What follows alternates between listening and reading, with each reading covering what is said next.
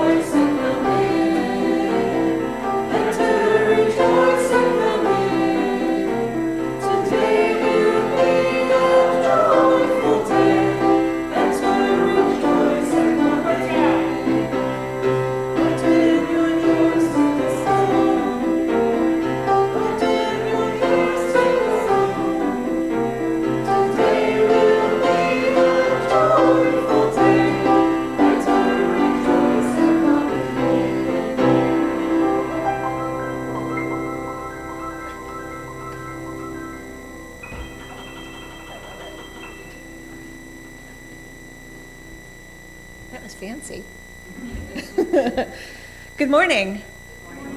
Welcome to UUCC, the Unitarian Universalist Church of Canandaigua. We are a group of spiritual freethinkers who gather to celebrate life, build community, and better the world. Wherever you are on your spiritual journey, you are welcome here. I'm Jill Poremba, your worship associate for this morning, and the service today will be led by Reverend Joe Von Roo. Thank you to everyone on this morning's worship team, also including music by Scott Wright and Children's Church for Children 3 and Over by Nancy Reed and Kaya Mills. If this is your first visit, welcome. We invite you to sign the visitor's book in the entryway, and whether it's your first visit or your 1000th, we are glad that you came. The service is also being live streamed to our YouTube channel, and we plan on continuing with hybrid worship services so that you can join us each week here in person, on Zoom, or later on YouTube. To help us connect better with our friends watching from home, please turn around and give a wave to the camera. At the end of the service, we will invite our friends on Zoom to turn on their cameras and return the wave. I have a few announcements to share with you today. If you have a joy or a sorrow to share, please fill out the card on or near your chair. We invite you to bring them forward and place them in the basket after Scott rings the chimes, and begins to play. You can also come forward to drop a pebble in the water if you have a joy or a sorrow that you prefer not to share. Thank you to everyone who brought food, provided materials, came together on Friday night to create signs, moved your feet, and raised your voices for the rally yesterday. On Saturday, June 21st at noon, our congregation will host a booth at the Finger Lakes Pride Fest with our Rochester UU sibling congregations at the Ontario County Fairgrounds. If you're interested in helping give bubble blessings or letting folks know about our church, please let Reverend Eileen or Laura know. There are still a few time slots to sign up for on the board at the back of the church. Next week, June 22nd, will be Justice Sunday, where we'll continue the work of learning about affordable housing issues, as well as specific policies we can advocate for to help our communities. Following the service, we'll have a brief hybrid meeting of the Social and Environmental Justice Committee to wrap up this year and make plans for the summer. Thank you to everyone who signed up to lead a Sunday service this summer. The schedule is full. You can expect an email from Danielle confirming the date and providing links to recommended readings by the end of this week. Are there any other announcements for the good of the community? As we prepare to be fully together, I remind you to silence your phones and devices. We now enter a space of worship, and now is the time to bring forward any joys or sorrows, or come up to drop a pebble.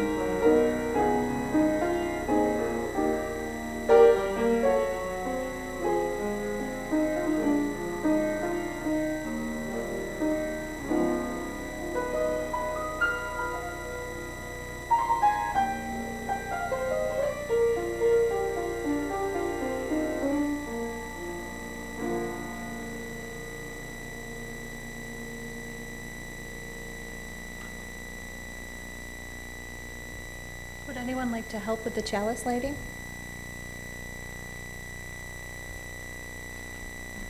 Thank you. I invite you to join with me in our chalice lighting words. We gather this hour as people of faith with joys and sorrows, gifts and needs. We light this beacon of hope, sign of our quest for truth and meaning, in celebration of the life we share together.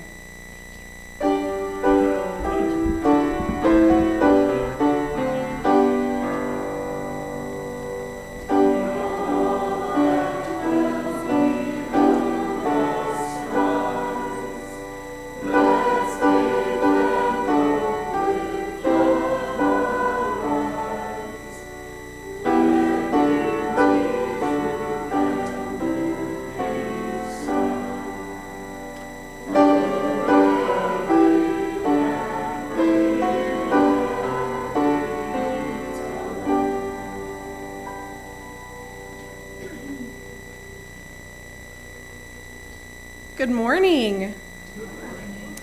We gather this morning carrying questions that run deeper than answers, stories that are still being written.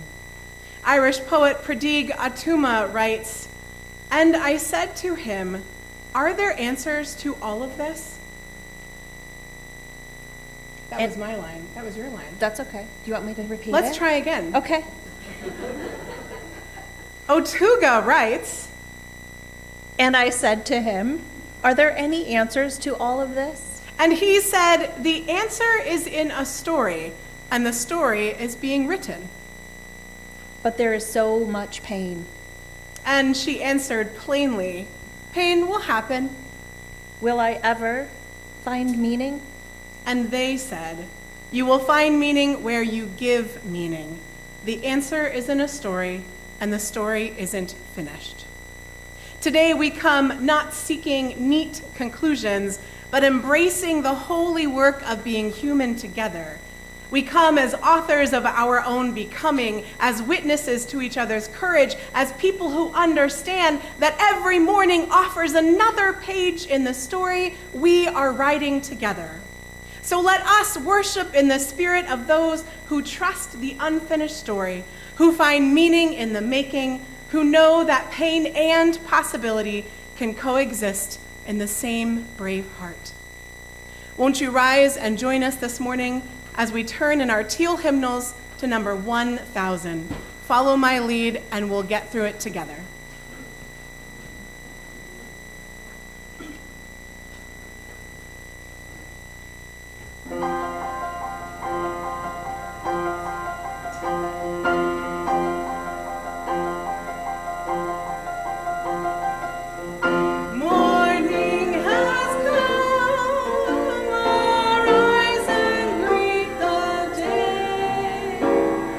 Dance with joy and sing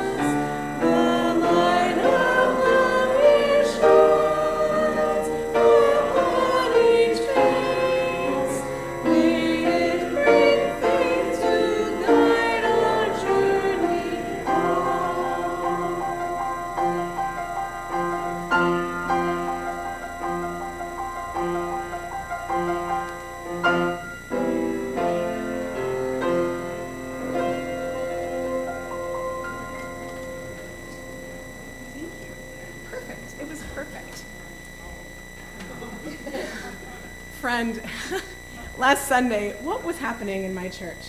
I don't know. We were having a big interfaith pride service last Tuesday. And of course my slides were off. I make my slideshow for worship. And I just told everybody, there's never a Sunday that everything is perfect. Something always is off. And that's just how we are. Imperfect, beautiful, broken, whole human beings that get together and do a thing, and it's perfect. Does anybody want to come up for children's time and have a conversation with me? No is a fine answer. I appreciate consent. So you get to have a conversation with me. It's going to be great. And maybe they will listen, and maybe they won't, and maybe they'll participate, and maybe they won't. That's okay. So I want to tell you about something that happened to me this week. I was reading a really good book, and when I got to the very last page, the story wasn't finished. The author left it open so that readers could imagine what happened next. At first, I was frustrated. I wanted to know exactly how everything turned out. Do you have stories like that where you want to know what's going on and then you don't? Right? But then I realized something really great, that our best stories don't really end. They keep going in our imaginations and how they change us in what we do because we read the stories. And our lives are like that too. Every single day, we're writing a story that's never quite finished. When you're kind to someone who's having a hard day, you're adding a beautiful chapter. When you stand up for what's right and protest on the street, even when it's scary, you're writing something brave and important.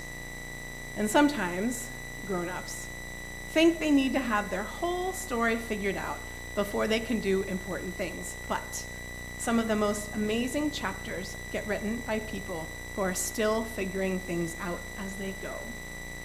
And so I ask, because I like to have conversation during children's time. And you get to answer. Whoever wants to answer can answer. If there's one chapter of your story that you're proud of, what would that chapter be?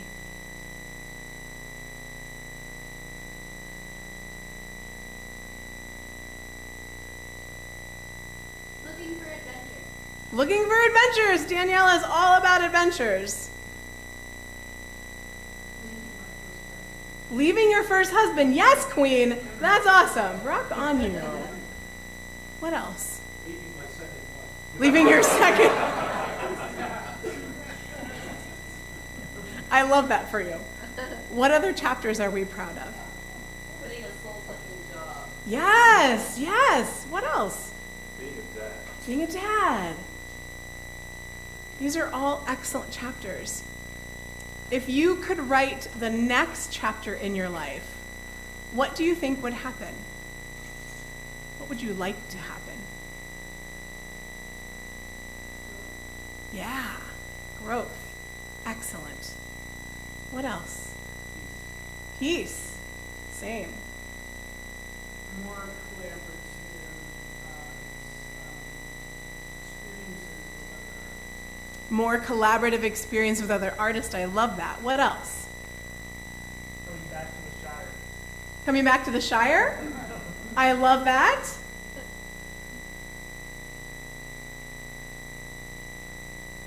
How do you think your story connects with other people's stories?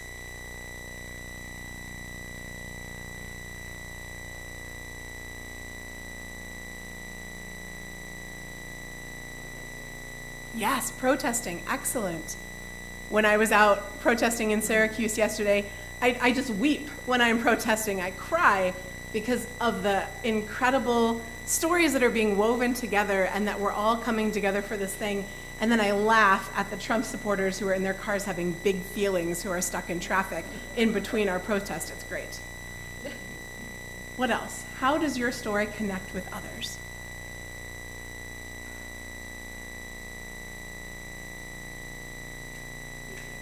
Teaching, yeah. Teaching and learning, right? We teach and learn from each other all of the time.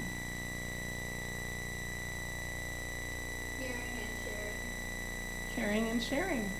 I love that. So friends, remember, your story matters. It's still being written, and you get to decide what happens next. Do our children leave? They will stay. Perfect. We're going to have our offering, I guess? Yes. I'll let you do that. Now is the time in our service to join together in the spiritual practice of generosity. Our gifts of both time and money support our church in its work. Each week, we would like to spotlight a group or committee and thank them for their gift of time. This week, the group is religious education. We want to thank everybody that has helped out this year and just remind folks that RE will not be provided over the summer. So starting next week, there won't be any RE. But if you're interested in joining the group, please find more information from Nancy Reed. 1/4 of our plate collection for the blooming season will go to our service partner, Family Promise of Ontario County. Family Promise unites existing agencies, volunteer organizations, and the faith community in Ontario County to provide a pathway for homeless children and their families to secure reliable housing and self-sufficiency. You can give to this morning's offering by placing cash or a check in the basket or by one of the options on your screen. Please make a note that your gift is intended for today's offering, and we now gratefully accept this offering.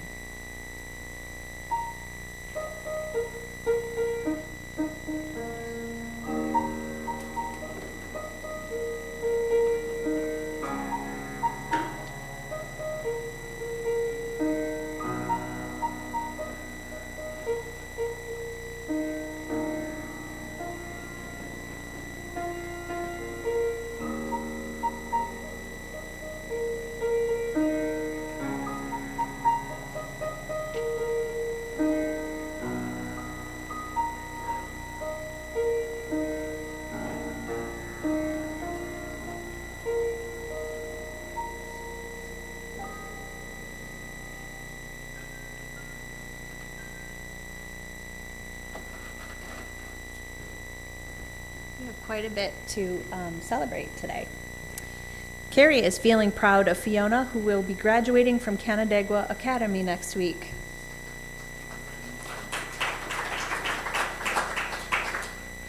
Lova has a joy for a safe first protest. We have some appreciation and joy for those who share artistic and creative gifts. And Ted Kuzmierski is looking forward to a month-long road trip from Fort Worth, Texas to a wedding in California. Right here. Oh, in Canandaigua. Very nice. For these and all of the joys and sorrows that are in our hearts, I will drop a pebble. Will you join me in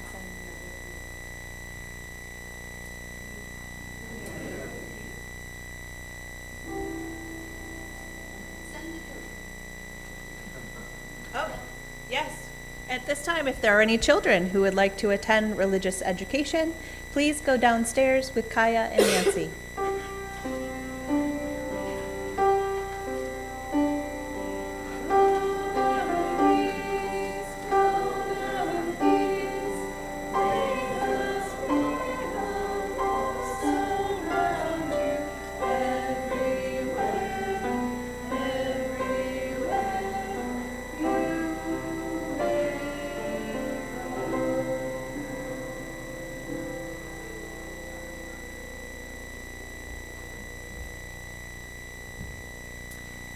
Won't you join me in the spirit of meditation and prayer? Think for a moment about who you are in this exact moment. Not the person you were yesterday, not the person you hope to become tomorrow, but exactly who you are right now with all of your questions and all of your knowing. Feel the weight of your own story, all the chapters that brought you here, the plot twists that surprised you, the characters who changed everything, the scenes that broke your heart wide open, the moments when you discovered strength you didn't know you had.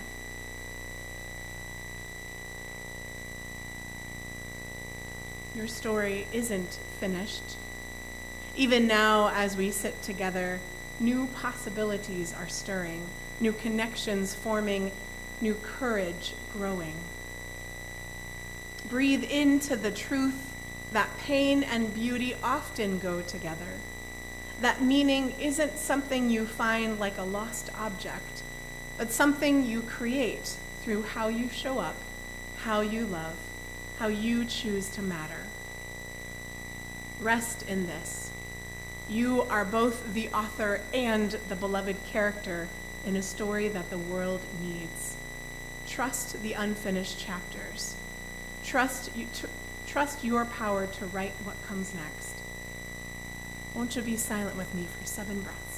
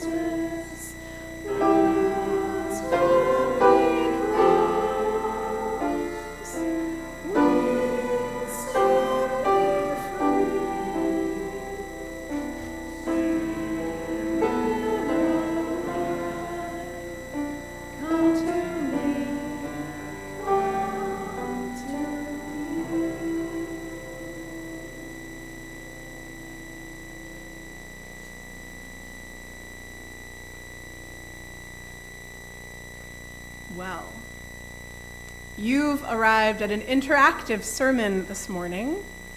So I'm going to teach you the words to a song. We're going to sing a little bit throughout the sermon, and it's kind of a call and response. So I'll sing a line, and then you sing the same line back to me. Got it? Perfect. It goes like this. Courage. Courage. My friend. You do not go alone. You do not go alone. We will go with you and sing your spirit home. And sing your spirit home. Before I started serving as the minister at May Memorial in Syracuse, I served as the minister in residence at First Parish in Concord, Massachusetts. I had taken the position at First Parish for 1 year because I wanted to experience leading a large congregation. And at about 2,000 members at the time, First Parish in Concord is one of the largest congregations in the UUA. I entered First Parish so excited for ministry, having graduated divinity school, finished my internship in Binghamton, and having been ordained the April prior. Ministry was an open book, the story still being written, an opportunity to figure out who I was. I quickly found out that who I was too much for First Parish in Concord. The kids these days would say I was extra. I was open and loud. I knew my worth and had self-confidence. I was fat and dressed in bright colors. All of these things quite opposite to what a young woman in Concord, Massachusetts is supposed to be, let alone a young woman serving at the historic church of Faro and Walden. I will spare you the details, but I left the church having no idea who I was anymore. The excitement for ministry had been sucked out of me, and I no longer understood my calling. I felt worthless as a minister. I did not know how I was going to begin my first called ministry just a few months later. We opened worship this morning with the hymn, "Morning Has Come," which is one of my favorites. There's something beautiful about how morning just arrives. Not dramatically, not with fanfare. It comes the way all transitions do, as naturally as breathing. Unitarian Universalist minister Rebecca Parker reminds us that we live by receiving and giving benediction. Every morning is a kind of benediction, a blessing that says, here's another chance, another beginning, another opportunity to show up for what matters. I love how this hymn doesn't treat morning like it's rescuing us from something terrible. It's just celebrating the gift of a new day dawning. Wonder fills this moment shared together, it sings. That's what I see when I look around this room. People who understand that life is meant to unfold, to grow, to move forward. But here's the thing about transitions that we don't always talk about. They're messy. They don't happen in neat, predictable stages. Sometimes you think you're moving forward, and then you find yourself moving 3 steps back, wondering if you had learned anything at all. I think about Rosa Parks, who we often remember for that single moment of refusing to give up her bus seat. But what we don't always hear is that she spent years before that moment, learning, organizing, preparing. She worked as a seamstress during the day and attended meetings at night. She studied nonviolent resistance and built relationships with other activists. The morning of December 1st, 1955 didn't just arrive out of nowhere. It came because Rosa Parks had been getting ready for it, one small choice at a time. There's something both tender and thrilling about standing at the edge of uncharted territory. Your heart beats a little faster, your senses sharpen, and suddenly you're more awake than you have been in days. This is the sacred space of beginning something new. Courage and vulnerability researcher Brené Brown reminds us that you are imperfect. You are wired for struggle, but you are worthy of love and belonging. What I love about this truth is that it doesn't change just because the landscape looks different, whether you're in familiar territory or stepping into something completely new. Your worthiness travels with you. Malala Yousafzai was just 11 years old when the Taliban took control of her region in Pakistan and banned girls from attending school. Most of us would have accepted that reality, found ways to work around it, and made peace with a smaller life. But Malala looked at that closed door and said, "This isn't right." So she started speaking out, writing blogs, advocating for girls' education, and it cost her when she was shot on her school bus at 15 years old. But the thing is, she didn't wait until she was fully grown, until she had all the credentials, until she felt completely ready. She was just a kid who recognized injustice and decided she had to do something about it. The morning she first spoke up for girls' education, she had no idea she would become the youngest Nobel Prize winner in history.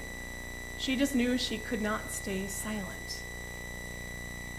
That's what courage actually looks like. Not the absence of fear, but the decision to move forward anyway. Not waiting for permission or perfect circumstances, but recognizing that sometimes the most important changes start with someone saying, This isn't how things have to be. Think about the most transformative chapters in your own life. I'm sure they didn't begin with a detailed roadmap of guaranteed successes, right? They began with curiosity and a willingness to say, I wonder what happens if. They began with the kind of uncertainty that's full of both apprehension and excitement. Won't you sing with me? Courage, courage, my friend, you do not go alone. You do not go alone. We will go with you and sing your spirit home. And sing your spirit home. Unitarian Universalist communities have always been places where people learn to trust themselves in the unknown. We're the people who ask hard questions and sit comfortably with mystery. We're the ones who believe that wisdom emerges from experience, not from having the answers up front or in a book. But let's be honest, not every transformation looks like a Nobel Prize or a movement that changes the world. Some of the most profound changes happen quietly, in ordinary moments that no one even notices. I think about a friend that I have who worked the same job for a really long time. She was an insurance adjuster. She had decent pay, she had benefits, she was really good at it. But sometime around year 15 in her job, she realized that it was boring. She was just going through the motions. She started having a dream about teaching children. So she ignored that dream, as we do. She had a mortgage and responsibilities and a life built around predictability. Does anybody understand that? Mm-hmm. But the dream kept coming back. So finally, at 45 years old, Sarah enrolled in a teaching certificate program. She took classes at night and on weekends while still working full-time. Her family had all thought she lost her common sense, giving up job security to make half the salary and deal with what will probably be difficult children. But Sarah had realized that security isn't just about money. It's about being able to look at yourself in the mirror and recognize who's looking back at you. Now, she teaches third grade in an inner city school. She makes less money and works more hours because grading. Who's a teacher here? Right? She also comes home every day knowing that she is exactly where she belongs.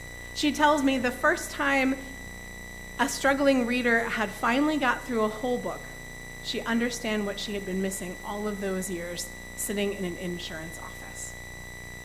That's what transition really offers us. Not just the chance to do something different, but the opportunity to discover who we actually are underneath all the roles that we have been playing in our own lives. Being part of this congregation means that you get to witness these transformations regularly. Every Sunday you gather here, you're surrounded by people who have made brave choices in your life. You may or may not know what their choices are. They have stepped into their own becoming in both large and small ways. Reverend Rebecca Parker puts it this way: we live by receiving and giving benediction. The benediction does not mean that pain and struggle are over, but that they are held within the love that will not let us go. This is what community actually does. It doesn't promise to eliminate uncertainty, but it promises that you will never face it alone. Poet Prodrig Atuma, who wrote our opening words, writes simply, "Pain will happen." And what a gift this acknowledgement is. It frees us from the exhausting work of trying to avoid uncertainty and lets us focus on what we're actually good at, learning how to be present with each other through whatever comes next. I love that about Unitarian Universalism. We don't pretend that faith means everything will work out exactly as planned. We know that some mornings arrive with loss, with disappointment, with news that changes everything.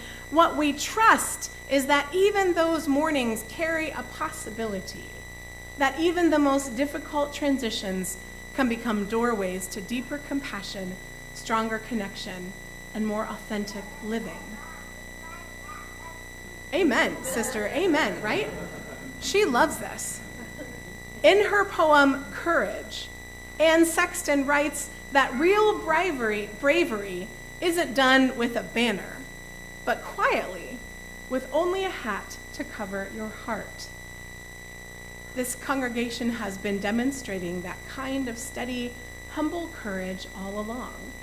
The meals that you deliver to one another without fanfare, the justice work done without recognition, the quiet presence you offer to each other on Sunday mornings when you may not even know that it's needed. Think about the lineage you're a part of. Generations of Unitarian Universalists have faced uncertain times and chosen courage over comfort, hope over fear, connection over isolation. They've gathered in sanctuaries like this one and said, whatever comes next, we will figure it out together. Beloveds, mourning doesn't just happen once. It arrives every single day, offering the same gentle invitation to begin again. Not because yesterday was a failure, but because life is generous enough to give us multiple chances to show up fully for what matters. Brené Brown reminds us that owning our story and loving ourselves through that process is the bravest thing we will ever do. This congregation gets to decide what comes next. Not someone else, not circumstances beyond your control, but you together with all of your beautiful imperfections and stubborn hope. Won't you sing with me again? Courage, my friend, you do not go alone. You do not go alone. We will go with you and sing your spirit home. And sing your spirit home. I was broken when I left First Parish in Concord. Thankfully, I had been asked to serve as the minister in residence at a small Unitarian Universalist camp in central eastern Pennsylvania called UMAC, the summer after I finished in Concord. Sometime in July, I spent a wonderfully nourishing week with a lively group of Unitarian Universalists who loved one another, who had fun together, who worshiped joyfully, who made mistakes and got dirty and celebrated among all of it. These folks gave so much to me. They reignited my passion for creativity. They reminded me why ministry matters. They helped me remember my own calling. And it is because of them that I was able to begin at May Memorial with a genuine smile on my face and in my heart. And we did all of that work together in vulnerable and courageous ministry. For our closing hymn in a few minutes, we will sing, "When Our Heart is in a Holy Place." And the truth is that you carry the holy place within you. It's not contained in any building or dependent on any single person. It travels with you into whatever comes next because it lives in how you treat each other, how you show up for justice, how you create space for every single person to belong. Look at what you're doing already. The justice work you've committed to doesn't pause for transitions. I heard that yesterday so many of you showed up at the No Kings rally. That is incredible work that you are doing now for the future of this congregation and this country. And I see your signs all over. My favorite sign from yesterday was Pete Hegseth texted me war plans. That made me laugh. Friends, you're raising children with UU values. and they're watching how you navigate this change with grace and determination. The welcome you extend to seekers continues because you understand that your doors and hearts stay open regardless of what else is shifting around you. The UU minister, Reverend Teresa Cooley, reminds us that we are not called to be perfect. We are called to be whole. What a relief. You don't have to have everything figured out to step into your next chapter. You just have to show up, bringing whatever gifts and questions and hope that you have. So here's what I'm asking you to do this summer. Pay attention to the small mornings, the quiet invitations to begin again. Notice where your UU values are already at work in your daily life. Connect with the Finger Lakes Land Trust that protects the places we love. Show up for the Ontario County Office for the Aging programs that honor our elders. Support the Canandaigua Emergency Food Cupboard's work to ensure that no one goes hungry. These aren't separate from your spiritual life. They're expressions of it. Reverend William Ellery Channing understood something about how transformation actually works. The great end in religious instruction is not to stamp our minds upon the young, but to stir up their own. This is what you do for each other, what you do for this community, what you do for the world. You stir up the best in everyone you encounter. Morning has come, not because we need rescuing, not because life keeps offering us chances to discover what's possible when we face uncertainty with curiosity instead of fear, when we choose connection over isolation, and when we trust that even the most ordinary moments can become doorways to extraordinary transformation. May it be so, and may we be the ones to make it so.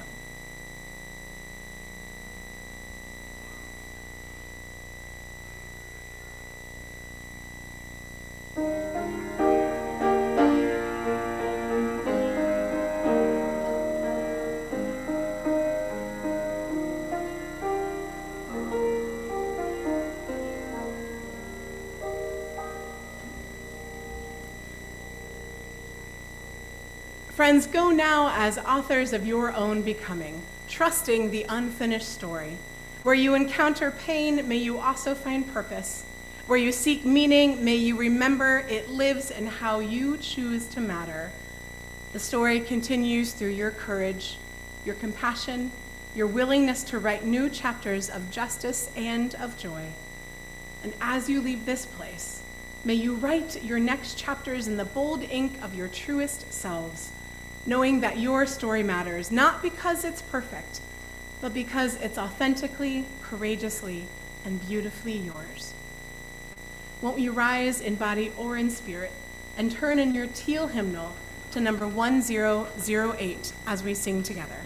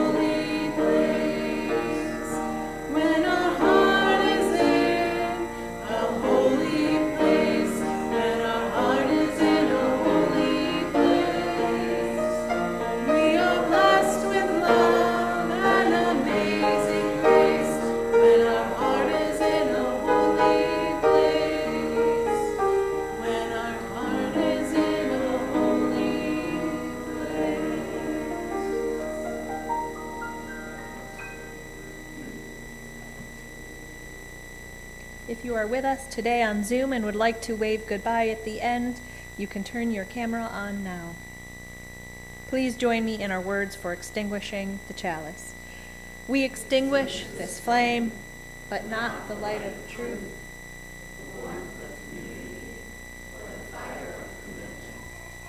These we carry in our hearts until we are together again.